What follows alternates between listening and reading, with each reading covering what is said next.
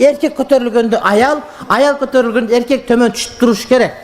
Жакшысын ашырып, жаманын жашырыш керек. Анан үйдө проблема сөзсүз түрдө болот. Бирөө айтат, буну бияка коёбуз деп, бирөө жок бияка коёбуз дейт. Бирөө помидор эгебиз, бирөө картошка эгебиз дейт. Айтор кандай проблема болсо да ошол маселени динге салыш керек. Эгер динге салсаң, кээде диндин өкүмү, кээде буга оор келет, же буга оор келип калат. Бирок төпкүлүгүндө үй бүлөгө туура болот. Кээде диндин өкүмү аялды колдоп калат, кээде эркекти колдоп калат.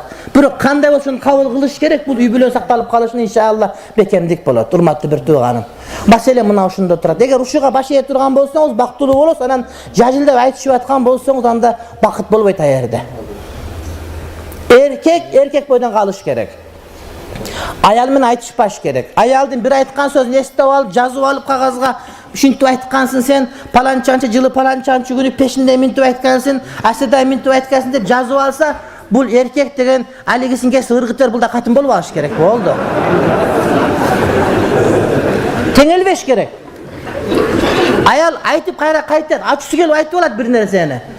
Ошого теңелип минтип айткансың деп өчөшүп, айткан сөзүн айтып, давит этип, ушинтип уруп аткан эркек, бул эркек эмес бул. Өзү мындай эркектерге үйлөнгөнгө болбойт. Булар деген өзүн бучуп алып бойдого түш керек. Баазы эркектерге үйлөнүш важип болот. Эмнеге? Барып зунага түшүп кала турган болуп, бирөөнү бага турган болсо, буга үйлөнүш важип милдет болот. Анан анчалык эмес, бирок ден соолугу жарактуу болсо, буга үйлөнүш сүннөт болот. Анан бирөөнүн кулк мүнөзү начар болсо, буга үйлөнүш макруh болот, бирок пес акмак болуп, импотент болуп эчтеке иштебесе, буга үйлөнүш арам болуп калат да. Ошол сыяктуу катын менен айтышып тең боло турган эркектер, булар өздөрүн тарбия алыш керек. Илгери бирөө келип, ата мен үйлөнөм дептир атасы, баласы атасына. Ата айтыптыр, бала менден кечирим сура дептир. Баласы айтыптыр, ата эмнеге кечирим сурайм сизден? Балам кечирим сура.